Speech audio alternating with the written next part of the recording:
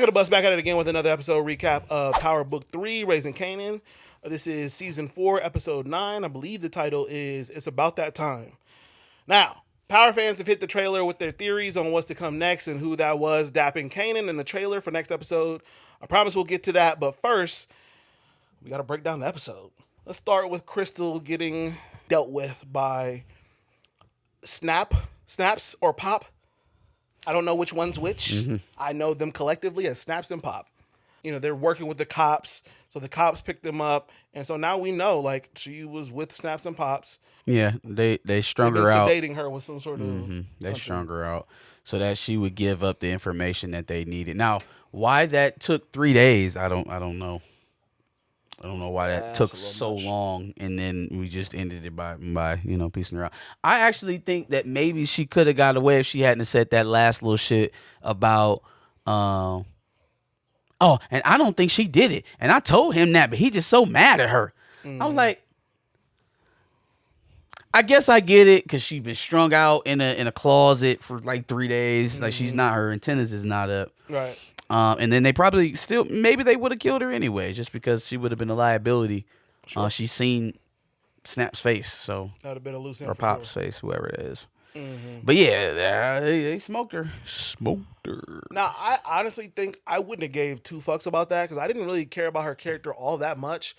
If it wasn't for the fact that the other girl from the group showed up in this episode as well, and then it kind of hit like, oh damn, they could have all been together, and Juke and Crystal? Juke and Crystal were kind of mending things together, and now this girl shows up, so maybe it could have been a touching moment, but she's dead now, so like that's when it actually hit me, like, oh okay, that kind of sucks. But other than that, like I don't know that I really cared that much about Crystal. I kind of hated it for Kanan just because Crystal was a guiding force for him. I wasn't really buying it until this this most recent spat with him and his mom over Famous. That it was legit. Like she has a good head on her shoulders for him, and she's also upgraded him, got him out of that fucking trap house. Yeah. So, yeah, I mean, she was good for him. I just don't think they made her that major of a character until the last couple of episodes, unfortunately. But I agree. There was that aspect of it. Speaking of Kanan and Rock's relationship, I told you that's how it would end up. He would somehow end up confronting Rock about it and then end up seemingly putting two and two together about Snaps and Pop. Well, I don't know if he's all the way there yet. Yeah, because she said exactly what you said she would say is, why would I go through all that trouble to get her scooped up if she was at my house? Yeah. She came to see me. Like, why would I do that and then come talk to you about it, you know? Right. Now, yeah, I don't know if all the wheels are turning around on Snaps and Pop, but they're at least starting to turn around there. I feel like after he went to them to ask about what was going on with Famous, and then all of a sudden not all of a sudden, because Fame and OC was missing already by then. Mm-hmm. But then the day after he asked them about that, OC's body shows up. Yeah. Then Crystal gone. Mm-hmm. Right? And he is already trying to center in on a motivation from one central source, right? Juke is trying to shove him away from that. He's like, you don't know all of that's connected. It just could be happening. Same time, it would behoove him to think about it that way because it would zero him in on his an enemy. Desired target. Yeah. You were right about how things were going to happen with Lulu and B-Rilla, being that obviously Lulu killed the two niggas at the end of the episode last time. And so cops came and talked to them, and they couldn't come up with nothing. And he breaks up with Homegirl, and where I also feel like maybe just because Power has had to put so much into the season to lead up to where they want to lead to, I also didn't care that they broke up. It was too fast. Yeah. They were in a relationship for 2 episodes. Mm-hmm. They were in a relationship for 2 episodes. Yep. Right? Like, there wasn't enough work done there to make us care about the breakup On top of that, the very cut and dry nature of the conversation they had around it, he's not willing to relent at all, and then he spazzes and gets aggressive. She's not opening up her mind to any possibility as to why the men had to leave this earth. She should probably wonder that. And she's being very rigid about what was going on. Now, he also could have just peeped her the game and told her, hey, listen, I need you to say this. I'll explain later, but this is what I need you to say. Because, I mean, that's essentially what you ended up doing anyways. Yeah. Well, had he told her that, then she would have hopefully asked questions about why they were coming after him, and then he wouldn't be able to tell her that. So we probably still would have ended up in a similar place, maybe not the same place. Maybe she would have understood why she had to lie, but she would have still probably been upset and still left the situation completely high and dry. As she should have. I think she's perfectly rationalized in... Oh, to get away from this man? Yeah, for sure. Yeah. Like, to completely, like, she went up to the boss and was like, no, I'm not working with him on any of the things. Yeah, I think she was completely justified in all of that. It's just, I guess, from an emotional standpoint, like, I didn't care about the relationship anyway. So, like, them breaking up didn't mean anything. I think that whole scene was to drive home the character regression. Right, like, yeah, okay. It was just really to drive that home. It was to make it seem as though all of the stuff that we've been seeing with Lou from rehab to coming back and working with the music to getting Be Real Out and talking about the sound and the lyrics and all this other stuff. It was bullshit. Yep. It was bullshit. He was biding his time so he can go back and start killing people. Is what they're trying to show us. It's only exemplified by the scene that he has with Lowell, which really just sent me. It sent me through the roof. The scene with Lowell sent you? Where he's like, oh, well, what's going on with you and Armani? And I'm not firing anybody right now. And he's like, well, I do street shit. I'm a street nigga. Okay, bye, Lowell. What? Yeah. What the fuck? Who the fuck did you just turn into? Right. Well, that further made me upset when I saw the scene with him and Rock, where he was like, oh, I became an alcoholic because I actually liked this shit. Yeah, I don't think it was because I didn't like that shit. I think it was because I liked it too much. I was like, bitch, what? You cried actual fucking tears when you shot D. Will. You almost killed yourself. Shut up. Oh, I hated all of that. Shut up. Oh my gosh, I hated every second of that. If I'm being fair, I will say there's enough room in here for him to try to be convincing himself that this is where he's supposed to be, as sort of kind of like a relapse. Okay. Right? If he's not relapsing on liquor, then he relapsing on violence. And so now he's trying to rationalize why he needs to do that. An alcoholic could do that all the day. You know what I'm saying? Oh, I need to stop drinking, but I'm going to just take this last one. Or I'm going to just sip this a little bit to take this edge off. I have an addictive personality, so if it's not alcohol, it's going to be something. It's going to be something else. I see as positive. Exactly. That's fair, and I'll give you that. That could be what it is. My problem with it is that your disconnect from music doesn't really make sense considering all the stuff you gave us to why music was that thing for him for so long. So for him to just make a clean break from it and then just do street shit again, come on. I'm a street nigga. I do street shit. Then get the fuck on, man. Get on. You should. When Rock told you that she owned your ass, you should have sat down on your butt and asked what she wanted you to do next. Why did you ever leave? Yeah. If you're so convinced of this now. Yeah, no, the music saved you from alcoholism in the streets. And you're just saying, fuck that. I don't care anymore. I want back to what I was doing before. It's stupid. I mean, yeah. It seems like a lot of people feel like Jukebox is people's, like, they feel like she's becoming one of the most complex characters. And I just, because of the growth we've seen in this season, I don't see it. I think she got into the street shit unnecessarily. It isn't tied to anything really. And well, it's just weird because, okay, she lost the white girl, right? The white girl overdose. And that didn't make her want to live a life of crime. Wanted her to do the opposite. Yep. She met her mom and was traumatized by the church stuff. That didn't make her lead to a life of crime. Wanted to do the opposite. Nor should it, because the life of crime is what led to those things, even though she wasn't in it. She lost her mom, right? Didn't lead her into a life of crime. Want to do the opposite. She almost lost her father. Mm-hmm. His loved one got shot. Mm-hmm. Nothing. She has butter. And then that gets ruined by the cops. Mm-hmm. Still, I'm not about to live a life of crime. She goes into basic training and finds out that the officers are anti-gay. And that's what ultimately trips her to go. Like, come on, man. All of this family trauma, all of this personal loss, this grief, the actual lover that she had that slipped right through her fingers, that died, smoking some shit that she had in her bag. That didn't push her to a life full of crime. But leaving the army? But leaving the army because of some anti-gay sentiments is what makes her be a decided criminal. It's not so bad. That's what she told Alicia this episode. No, they're not so bad. No, they are absolutely that bad. What are you? What? It's not that, because we know where the character ends up. Mm-hmm. So it's not that it's not like the pieces don't fit.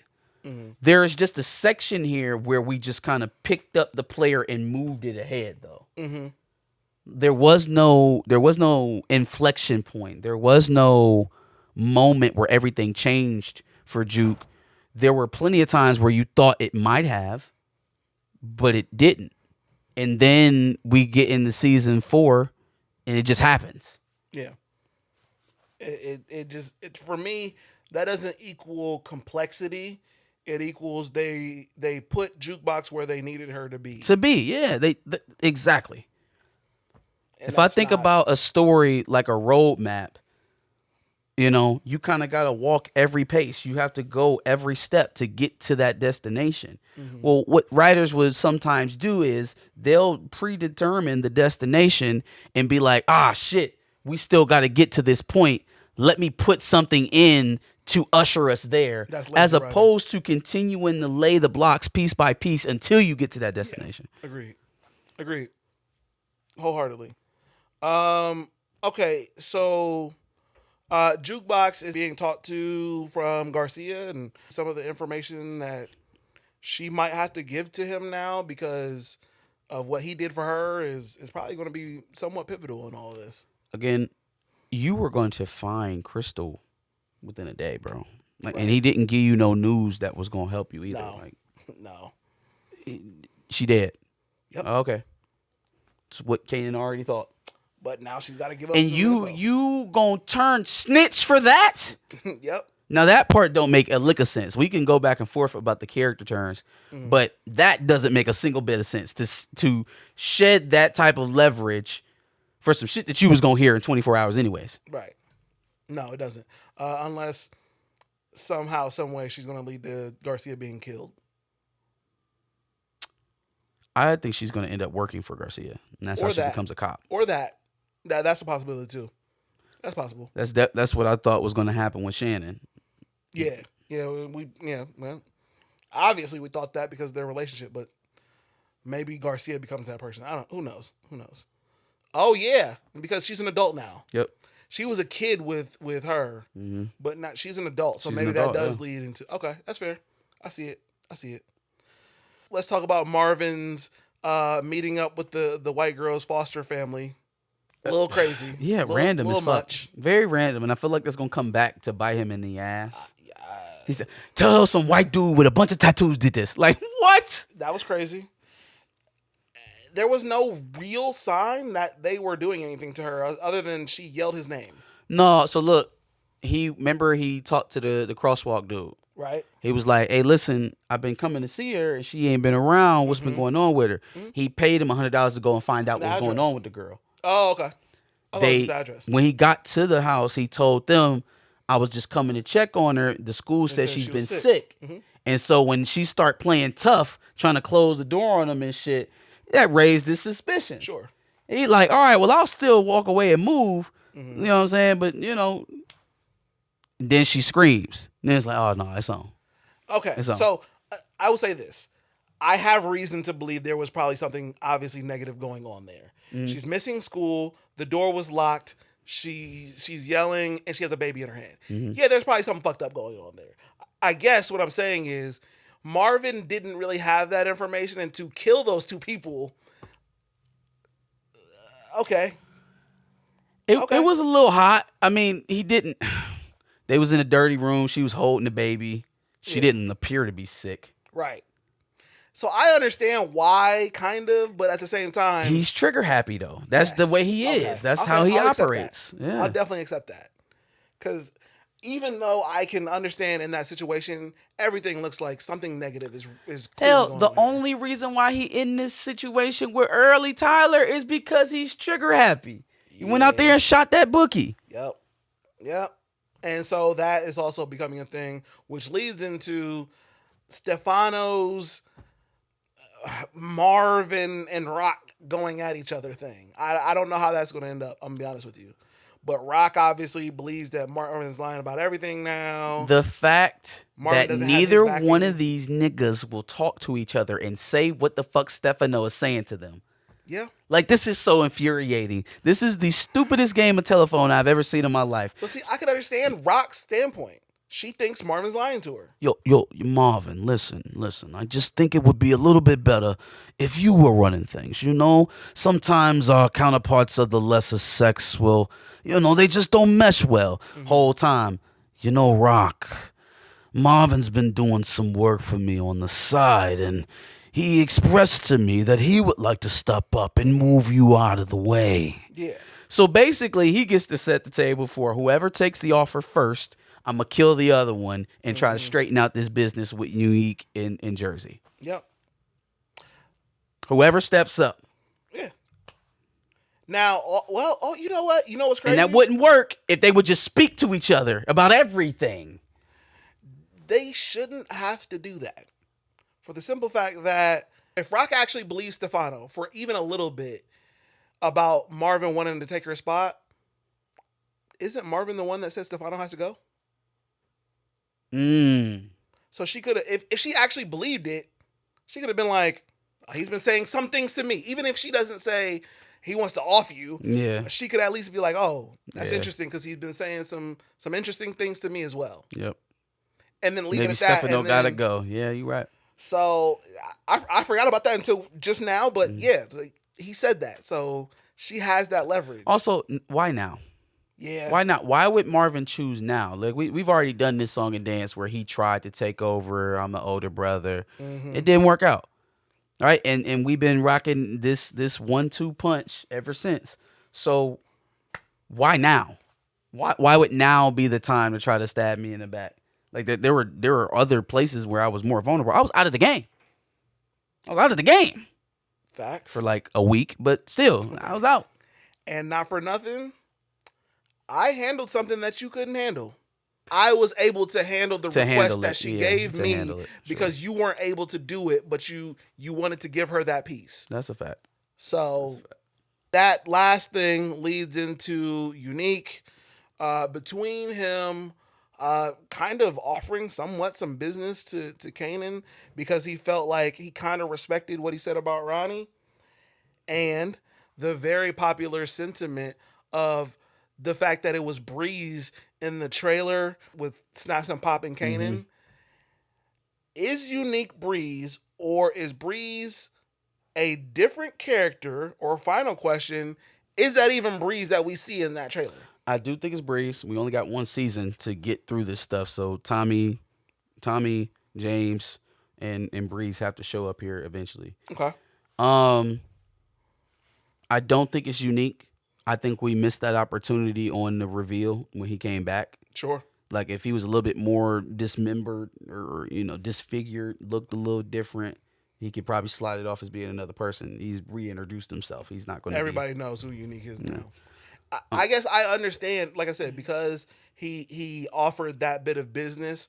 I can understand why people would be like, "Oh, well, then that means Unique is Breeze." But I agree. I don't think Unique is Breeze. I don't think he would work with Unique anyways. The only thing that tripped me up about their conversation is that, man, I ain't had no love for Ronnie. So then why the fuck did you give a shit about all of this stuff with Rock? I assume you are literally hearing Kanan tell you he did that work himself. He did that work. That he's not working with his mother. That it wasn't no concocted plan to fuck you over and steal your business. Kanan is telling you that right now.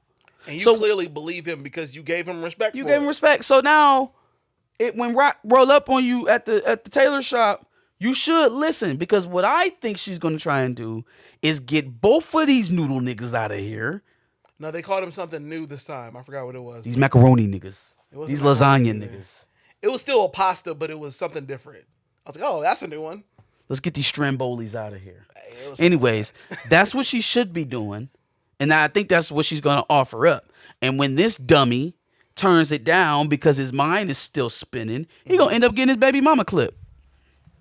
Yeah, he's going to end up getting his baby mama clip. Why do you think that you're bulletproof all of a sudden? I understand that your mind's not working all the way right now, but why act bulletproof? Hey, okay. And you don't like working for the Italians anyways, much less the discount Italians in Jersey. Right.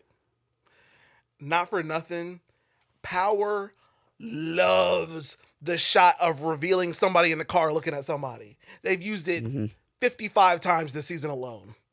For sure. Oh, Rock was looking at Kanan this entire time. Oh, OC was watching Kanan this entire time. Unique was watching his baby mama this entire time. Like, they've done it at least. Yeah. They've at least done it once per episode. And it's kind of crazy. I agree. It's just funny. But yeah, no, I agree. Breeze is probably somebody else. Some people seem to think it's going to be Shamik Moore. Shamik, I did hear that. That's weird. I think they said something about casting him. I feel like I remember something about Shamik Moore. Shamik Moore about to be Breeze? That's a little much, though. That's a little much. I think we're doing a little too much. Well, I guess he is older than dude. I keep thinking about him as like this young guy from The Rundown and Miles Morales. This nigga's grown as fuck. He's getting up there. He's also still Shamik Moore. So he is still Shamik Moore. He is a little, maybe. Oh, here we go. Shamik Moore was rumored to be considered for a role in Raising Kanan. So I don't know for sure. Video footage of Shamik Moore. Either way, set. I don't think it's any of the characters that we've seen. Not Lou, not Marvin, not nobody. You know what it is? I mean, he's Shamik Moore, so I think he's awkward. But I think I can see him playing like a smooth gangster, not an overly aggressive gangster. Yeah, as long as he's not like putting hands and feet on people, I think I can believe it. Yeah, he's more of a thinker, and maybe because of that, that's how it molds Ghost to be more of a thinker. And Kanan's the reason why Tommy is so aggressive. And maybe that's what it is. We're also getting a little Tasha, too. Tasha got to pop out. And the Angie. Yeah. They all coming out. Got to. For sure. So, we'll see. Give us your thoughts on Power Book 3, Episode 9 on Season 4. Raising Kanan. Make sure you like, share, and subscribe. Come back next week for the finale. Absolutely. Make sure you check out our playlist. We've got episode recaps of Power Book 2 Ghosts, Power Book 3 Raising Kanan, Power Book 4 Force. That seems to be the next show coming up, so make sure you subscribe to us for more. On that note, we out. Peace.